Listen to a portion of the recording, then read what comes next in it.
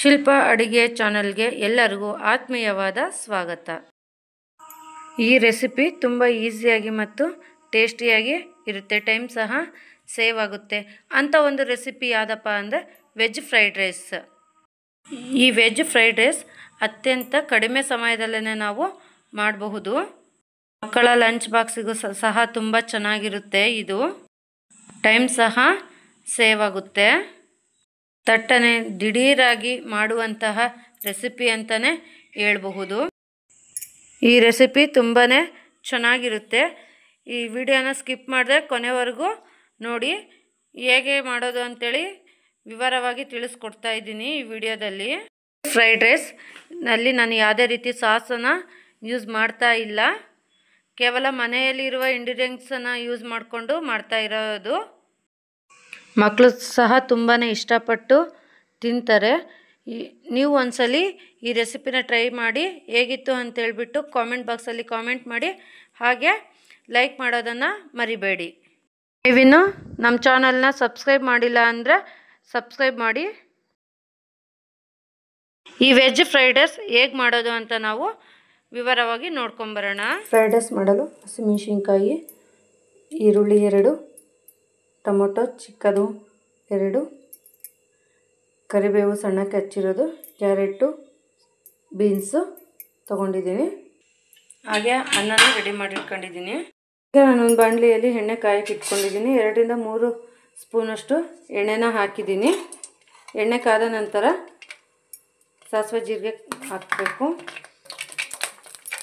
ಸಾಸಿವೆ ಜೀರಿಗೆ, ಕರಿಬೇವು,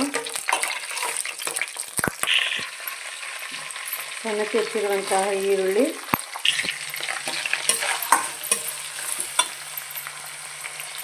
ಕೆಂಪಗಾಗೋವರೆಗೂ ಫ್ರೈ ಮಾಡ್ಕೊಳ್ಳೋಣ. ಈರುಳ್ಳಿ ಫ್ರೈ ಆಗಿದೆ. ಈಗ ಉದ್ದಕ್ಕೆ ಸೀಳಿರುವ ಹಸಿಮೆಣಸಿನ್ಕಾಯನ್ನು ಹಾಕೊಳ್ಳೋಣ. ನೀವು ಹಸಿಮೆಣಸಿನ್ಕಾಯಿ ಕಡಿಮೆ ಆದರೂ ಮಾಡ್ಕೋಬೋದು, ಖಾರಕ್ಕೆ ತಕ್ಕಂಗೆ ನೋಡಿ ಹಾಕೊಳ್ಳಿ. ನೆಕ್ಸ್ಟ್ ಖಾರದ ಪುಡಿನೂ ಹಾಕ್ತಾ ಇದ್ದೀವಿ. ಹಸಿಮೆಣಸಿನ್ಕಾಯಿ ಫ್ರೈ ಮಾಡ್ಕೊಂಬರೋಣ.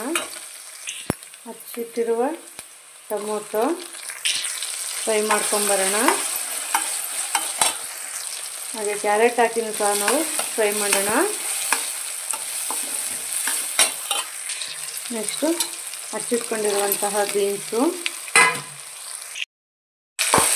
ಇವೆಲ್ಲ ಫುಲ್ಲು ಬೇಯಿಸ್ಕೋಬಾರ್ದು, ಒಂದು 70% ಬೆಂದರೆ ಸಾಕು ಫ್ರೈಡ್ ರೈಸಿಗೆ. ಇಲ್ಲಿ ನಾನು ಯಾವುದೇ ರೀತಿ ಸಾಸನ್ನು ಯೂಸ್ ಮಾಡ್ತಾ ಇಲ್ಲ. 70% ಫ್ರೈ ಆಗಿದೆ. ಈಗ ರುಚಿಗೆ ತಕ್ಕಷ್ಟು ಉಪ್ಪು ಹಾಕೋಣ. ಉಪ್ಪು ನೋಡಾಕಲ್ರಿ, ಬೇಕು ಅಂದರೆ ಮತ್ತೆ ಹಾಕೊಳ್ಳೋಕ್ಕಾಗುತ್ತೆ, ಜಾಸ್ತಿ ಆದರೆ ತೆಗೆಯೋದಕ್ಕಾಗಲ್ಲ.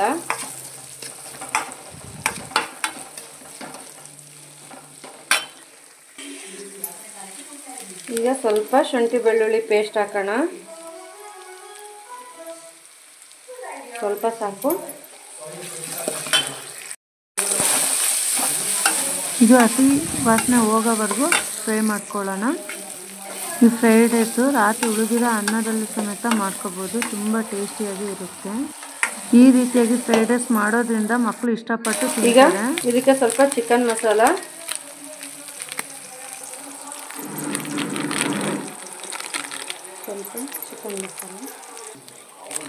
ಸ್ವಲ್ಪ ಗರಂ ಮಸಾಲ,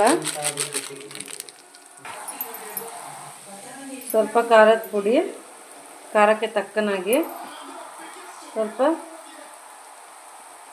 ಧನಿಯಾ ಪುಡಿ ಇಷ್ಟು ಹಾಕಿ ಸ್ವಲ್ಪ ಫ್ರೈ ಮಾಡಿಬಿಟ್ಟು ಒಂದು 30 ಸೆಕೆಂಡ್ಗಳ ಕಾಲ ಫ್ರೈ ಮಾಡಿದರೆ ಸಾಕು. ಫ್ರೈಡ್ ರೈಸ್ ಗೊಜ್ಜು ರೆಡಿ ಆಗುತ್ತೆ. ಇದಕ್ಕೀಗ ಅನ್ನ ಹಾಕಿ ಕಲಿಸ್ಬೇಕು. ನೀವು ನೋಡ್ತಾ ಇರ್ಬೋದು ಅನ್ನ ಸಮೇತ ಎಷ್ಟು ಉದ್ರಾಗಿದೆ. ಇದನ್ನು ಕಲಿಸೋಣ. ಇದಕ್ಕೀಗ ಅರ್ಧ ಹೋಳು ನಿಂಬೆಹಣ್ಣು ಹಾಕೊಂಬಂದರೆ ವೆಜ್ ಫ್ರೈಡ್ ರೈಸ್ ರೆಡಿ ಆಗುತ್ತೆ. ನನಗಿಲ್ಲಿ ಗಮ್ಮಂತ ಪರಿಮಳನೂ ಸಹ ಬರ್ತಾ ಇದೆ. ಒಂದು ಪ್ಲೇಟಿಗೆ ಸರ್ವ್ ಮಾಡಿಕೊಂಡು ಈ ಟೇಸ್ಟ್ ಹೇಗಿದೆ ಅಂತ ನಾವು ನೋಡ್ಕೊಂಬರೋಣ. ಇರ್ಬೋದು, ನನಗೆ ಪರಿಮಳನೂ ಸಹ ತುಂಬ ಚೆನ್ನಾಗಿ ಬರ್ತಾ ಇದೆ. ನೀವು ಒಂದ್ಸಲಿ ಟ್ರೈ ಮಾಡಿ.